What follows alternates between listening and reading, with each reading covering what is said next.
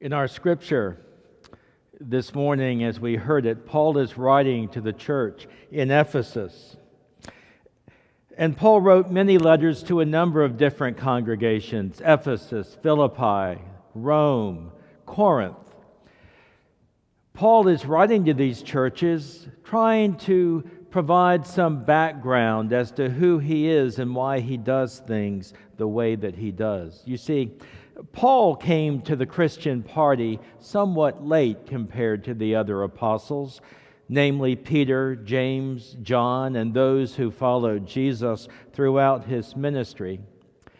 For those in Jerusalem, those early apostles, they had very clear ideas of what one must do in order to become a Christian. In order for a Gentile, for example, to become a Christian, he or she must first become Jewish, which for males meant being circumcised. They had very clear customs, very clear traditions for the early church. And now along comes Paul, who claims that even though he was not a follower of Jesus during his lifetime, and even after the life of Jesus, Paul was a Pharisee who took great pride in persecuting Christians. He claims that he has this mystical conversion experience where Jesus appears to him and says, "Paul, I want you to be one of my apostles." I can imagine the disciples, the apostles in Jerusalem, Peter, namely, as the leader of that group, wondering, is this guy really on the level, or is he making this up? So Paul, in his letters, is constantly trying to claim some sense of authority, to justify that he too is an apostle. Sometimes it almost sounds like he's whining, as today in the 3rd chapter from Ephesians. Another reason Paul was not so popular with the Jerusalem-centered apostles was because he saw his primary mission as going to Gentiles and not to Jews. And he did not require that they first become Jewish before being baptized as Christians. And so he had this conflict with Peter. And that conflict became the source of a number of communications between the two of them. And it got to the point where Paul was not just content to argue with Peter face to face or in letters just to Peter. Paul sent letters to all of the congregations that he started to get them involved in this controversy, to get them involved in all the problems that occur between Peter and Paul. In a word, it's a mess. You've got people accusing each other, trying to justify themselves, trying to pull other people in to their controversy. It's a mess. Maybe it sounds a little bit maybe it sounds a little bit like your family over the Christmas holidays when you got together and you would have a debate over the dinner table about politics or religion or whatever. This series of sermons, the whole purpose is to understand why things like the conflict between Peter and Paul turned out the way it did. It's about understanding our families and our relationships, because all of us are a part of a family. We were raised by a family of some sort or another. And I believe that all of us can benefit from understanding our families and the role we play in those families, that we can be better disciples of Jesus Christ if we understand these sorts of things. The approach that I find very helpful in understanding families was proposed by Dr. Murray Bowen. Dr. Bowen spent much of his career at the Menninger Clinic in Kansas, and later in his career came right over here to Georgetown University, which has become world-renowned in what is known as Bowen Family Systems theory. It's a way of understanding relationships and families. It's a way of understanding who we are as individuals within those families. Today, I want to explain a few key terms that we're going to be hearing over the next few weeks of series. And I'm going to speak somewhat in generalities today, and next week I'll get much more into the specifics.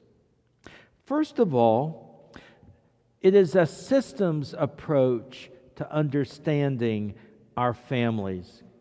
That means that whenever there is a problem in our families, it never resides with one person in the family. It always involves everybody else in that family as well. It's never localized in one person. One person might be the person who has the greatest, the largest share of the problem, but it impacts everybody in the system, everybody in the family.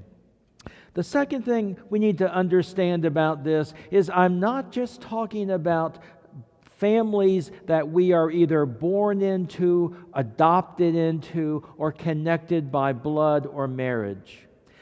But I'm talking about any kind of an emotional system of relationships. Families are one, but so is your office where you work, if you're an attorney.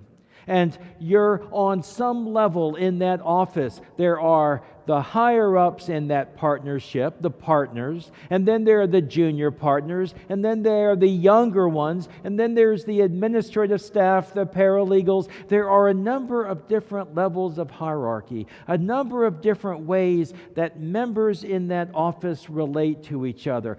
It's an emotional system. If you're in college and you live in a dorm, you ended up on this hall with people you maybe did not choose.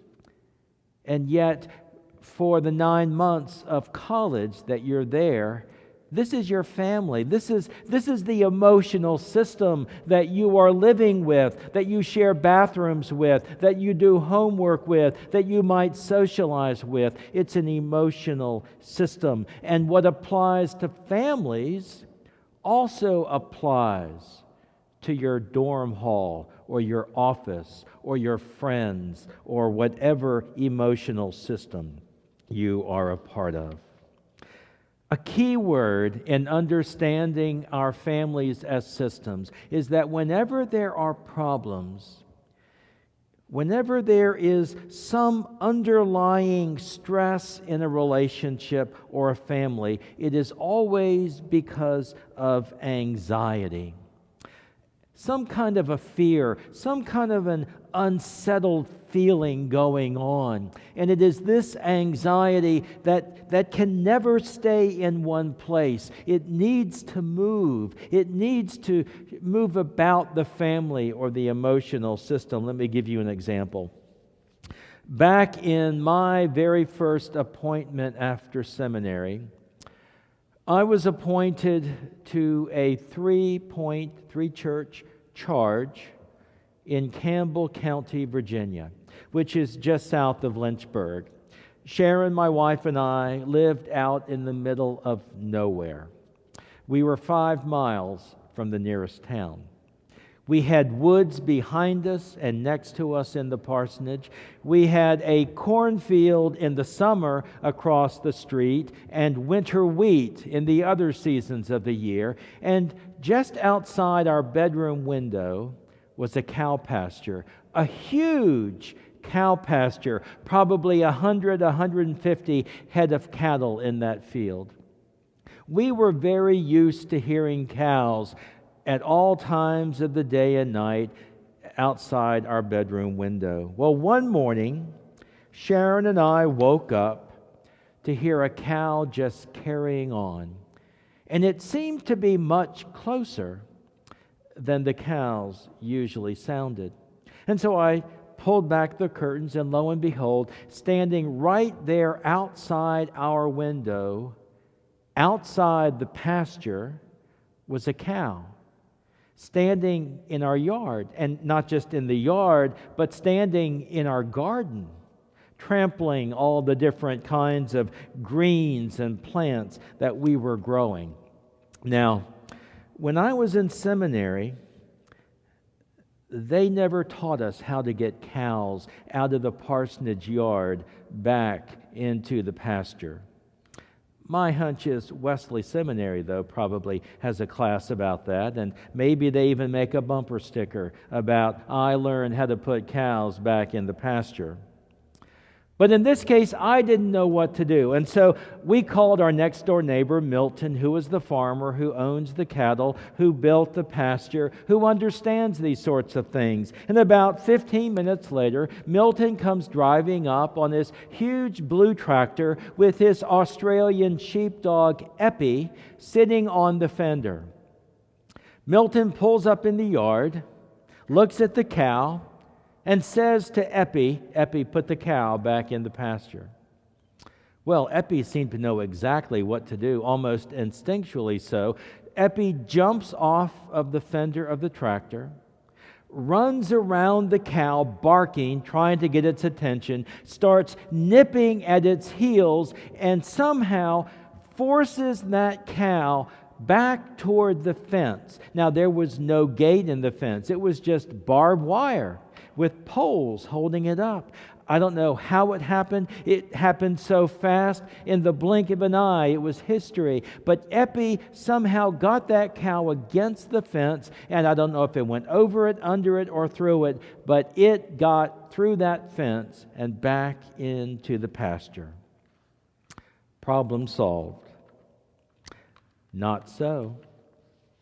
When that cow got back in the pasture, it was so upset that it began to moo and carry on and turn around in circles and start running. And then the other cows began to get agitated. The anxiety in that one cow began to spread to other cows in the herd. And before too long, the entire herd was all stirred up, and they began to run down the hill away from our house, in the pasture, up the next hill, over to the barn, back down into the bottom. It went on for the longest time. That's how anxiety works. And it doesn't work only in herds of cattle, but it works the same way in our families. Often with us not even being aware that it's happening.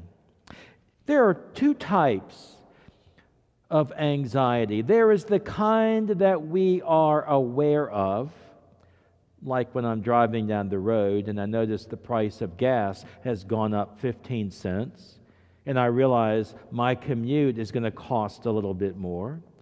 Or when the IRS sends me a letter and says there's some discrepancy with last year's tax return, that induces anxiety in me.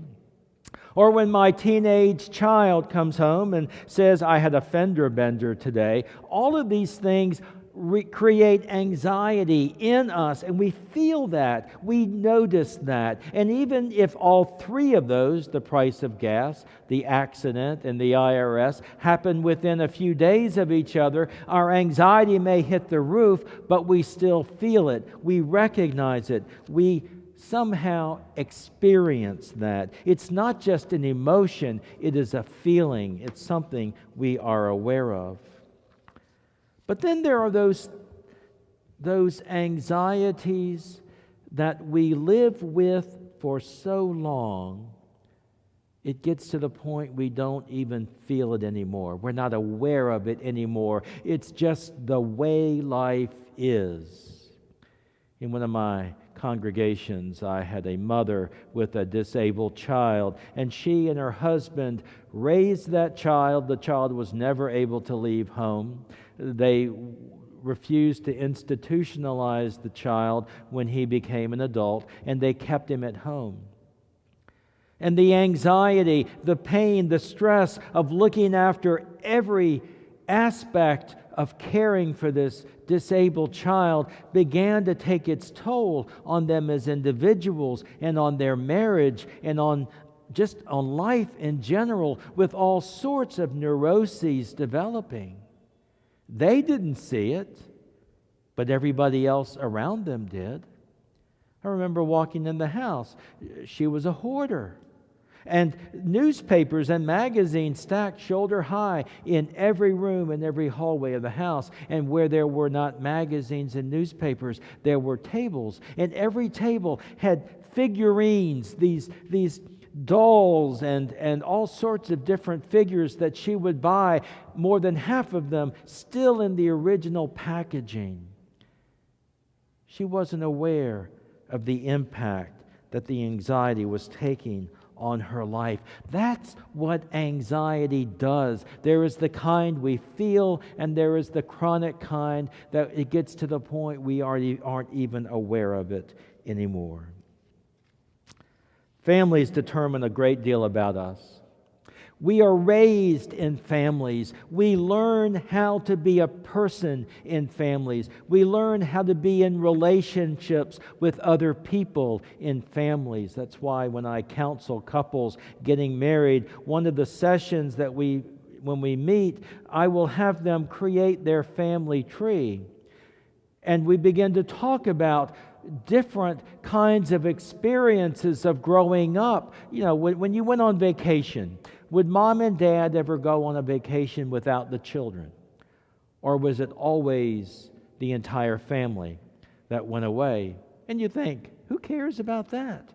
Well, when you have two people getting married, if family vacations meant different things for each of them, that's going to become a cause of stress in that relationship that they're going to have to resolve. We are raised in families. We learn to be the people that we are in families. There is this force in families that holds us together. It's called the togetherness force. And that force develops as families observe various customs and habits and traditions that are so very important to them. I'm sure you heard, for example, in the children's message that Linnea shared just a few moments ago. She held up a star like this. And she said, "Where do you have a star in your home?" And the first child said, "On the Christmas tree." To which Linnea asked, "Where on the Christmas tree?" "At the top of the Christmas tree." And the other children all said, "Oh yes, we have a star at the top of our tree too." And then there was a pause, and another child said, "But we have an angel at the top of our tree."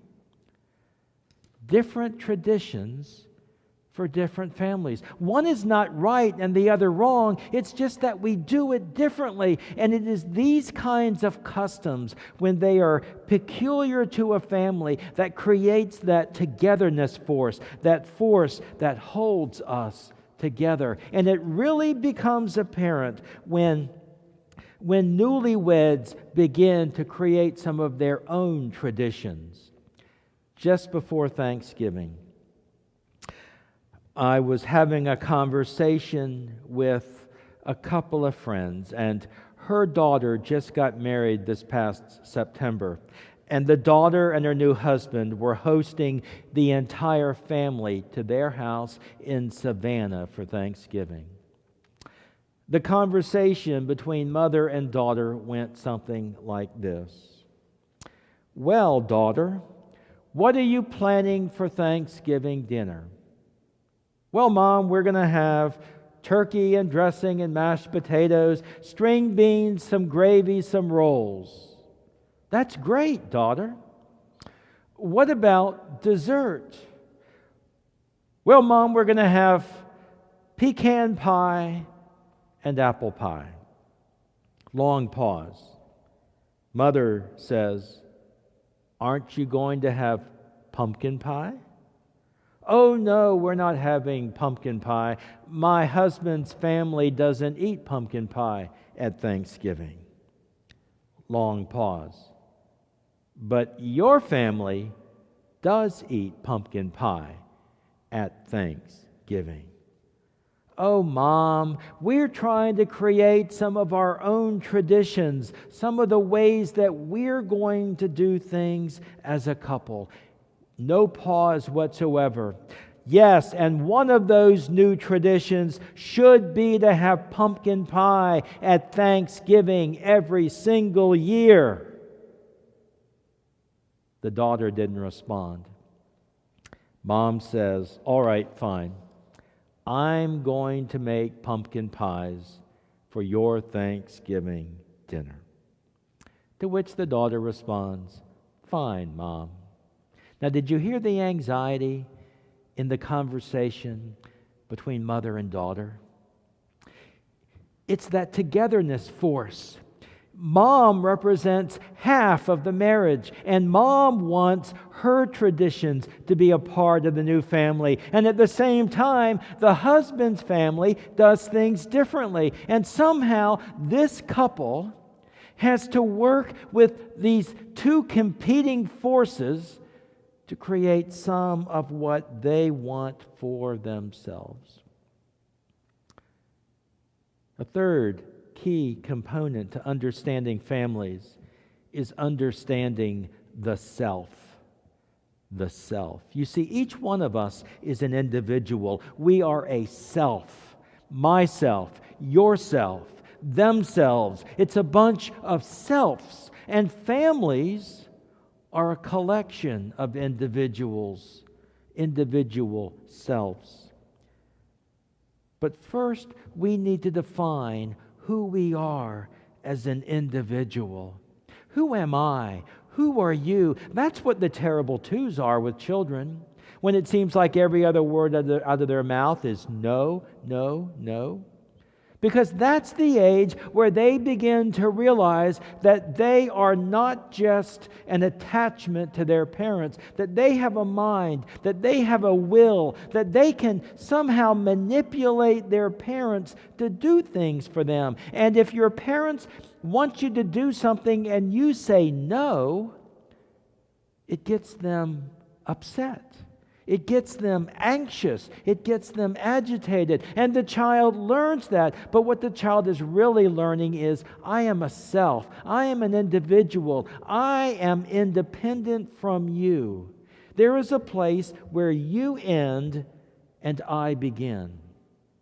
It is critically important that all of us know who we are as individuals. The self, that's for college freshmen. When you go away to college, that's that first time that so many people are apart from their parents and their families for the very first time. And so they are experimenting with different ideas of the self. It's the same thing as when you're an adolescent and you're in the youth group or you're a teenager. But in college, you don't go home at night. You've got weeks at a time where you can be a new self, which is why parents hold their breath when their freshman children come home for the very first time at Thanksgiving freshman year, and you wonder, oh my gosh, who is going to walk through the door? Is it going to be a tattoo? Is it going to be a piercing? Is it going to be more hair, less hair? Who is going to come home this year? That's what it means to be a self. But when you become a part of a family, you have to give up a part of yourself. Because families are groups of individuals who all compromise in some way, shape, or form in order to coalesce as one family. It means that you might give up something you feel important as an individual, and you do it for the sake of the family. Sometimes we give up too much. Sometimes we just immerse ourselves in the family and we lose any idea of who we are as individuals. And this can be a problem, and we will talk more about that later.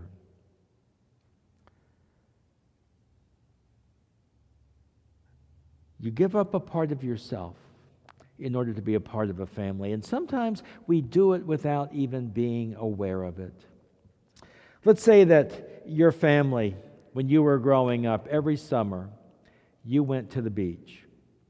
That was just the tradition of your family. Your parents, your siblings, you would get a house at the beach. You had the same routine. You get there on Saturday. Saturday night, you have pasta for dinner. Sunday, you might go out for dinner. Monday, you might go fishing. Whatever the routine is, that's what you did every single year. Now, suppose you, who went to the beach every summer, get a phone call from your parents shortly after your marriage, and your parents say, "We have great news. We have a new and bigger house so that you and your husband can have your own bedroom. And we are going to pay for the entire week. You don't have to pay anything. All we want is for you to come and enjoy yourselves. It's our treat." And you think, "I love that. That would be great. Thank you so much. You're so generous. I'm sure he will want to come and have a great time." And so you hang up the phone. Your husband comes home from work or whatever he was doing, and you say, "Guess what? Mom and Dad have rented a house for us at the beach for an entire week this summer. We just need to check our dates."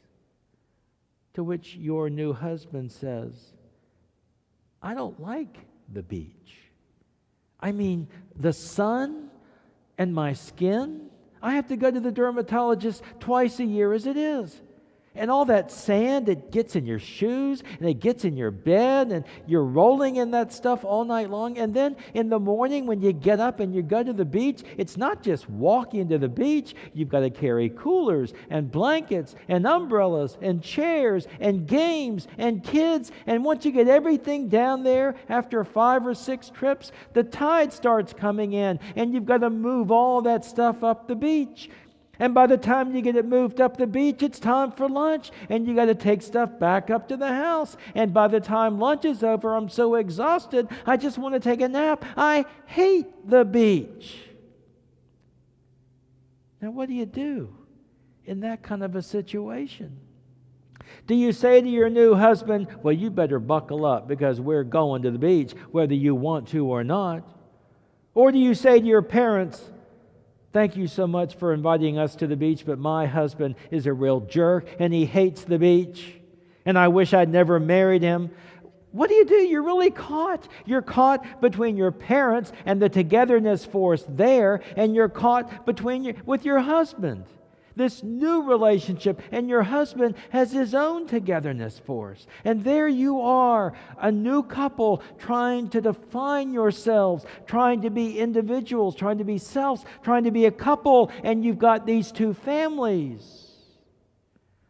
I once heard, when you look at a marriage from a family systems perspective, and this is very cynical humor, that a marriage is two families bringing their children into a boxing ring with all their stuff from their individual families, and they get into a fight, and may the best man or woman win. It's a dilemma to be caught in that kind of a situation where the anxiety is just welling up and the togetherness force is pulling you, and you've got this sense of self. What do you do? Well, there are 4 things we tend to do in situations like this. And these are the 4 things we're going to be talking about in the weeks ahead. And they're not bad things, but if they're not monitored or understood, they can become more liabilities than assets. The first thing we tend to do when we feel that kind of an anxiety and we feel like we're caught in some way, shape, or form, is we create a triangle. We try to pull somebody else into our conflict. For example, your 2 children get into a fight. But very rarely do the 2 children work it out. They're usually going to call mom or dad and say, "He's picking on me," or "She took my food," or whatever. For some reason, two people can't deal with a conflict. They're always trying to pull somebody else in. A second response is that when we're afraid, we tend to do one of two things. We either fight or we flee. We fight, we get into a conflict, we start arguing, we want ourself and our sense of self to win the battle, and we want the other person to lose the battle. And that way, we get over the fear. The other option is we flee, we withdraw, we somehow maybe freeze in place. And you've seen this. Maybe you have a disagreement with somebody. And the next time you get together and you say, "How you doing?" and you get those very short one-word answers, "I'm fine." "You don't sound fine." "I'm fine. I don't want to talk about it." "What do you mean you don't want to talk about it?" "I said I don't want to talk about it. Let's just leave this alone. Let's just do something else." That's distance. That's withdrawing. And it happens. It happens in relationships. And sometimes it's good just to step back and cool off. Or with a child, to go into time out. But sometimes people withdraw, and they withdraw for so long that you have a brother and a sister who haven't talked to each other in 20 years. Now that breaks my heart, because that's where distance has gone on for too long, to where people aren't even aware of each other anymore, and the relationship is broken. And then the fourth way we sometimes respond to anxiety is that we over or we under function. We try to fix it. We try to be willful. We insert our will into a situation. We say, we're going to love somebody to death. We're going to work somebody to death. We're going to complain, and we're going to just work on them until they finally give in and we can have our way. That's over-functioning. And the other side is sometimes people under-function. They become passive-aggressive. They figure, if I withhold something, I will get my way. If I don't do this, then that person's really going to see how important I am, and they'll eventually give in. Over-functioning and over-functioning, under-functioning. We're going to learn more about these in the weeks that lie ahead. We're going to have a lot of fun. We really are. You know, the Bible is full of encounters between people in relationships where there is anxiety and there is conflict and there is over-functioning and under-functioning and triangles and distance and closeness. The story today of Paul and Peter and the disagreement between them, and how Paul is pulling these congregations in. He's triangling them into the conflict with Peter. Or think of the story of the Jewish people in captivity in Egypt. And Moses goes in and he brings them out. And he takes them out into the wilderness. And he brings them to the foot of this mountain. And then Moses takes off. He goes up on the mountain. And he leaves the people there with nothing. And they begin to bellyache. They say, well, at least back in Egypt we had a roof over our heads. We had meals. It wasn't a great life, but we knew what was expected of us. And now out here, we don't know where we're going to get our next drink of water. We don't know where we're going to get our next meal. We don't know where we're going to sleep or lay our head. And they began to have conflicts. And they began to create their own gods. And they made a golden calf as a way to somehow relieve the anxiety that they were feeling. And yet, through it all, through the Jewish people, through the early Christian church, through prophets, through story after story after story, God is still able to work in the world despite us, despite our conflicts and our anxieties. God is still able to do great things. And I believe God can and will do great things through you and through this church. But God can do even greater things if we understand relationships and families and the many emotional systems that we're a part of. Thanks be to God. Amen.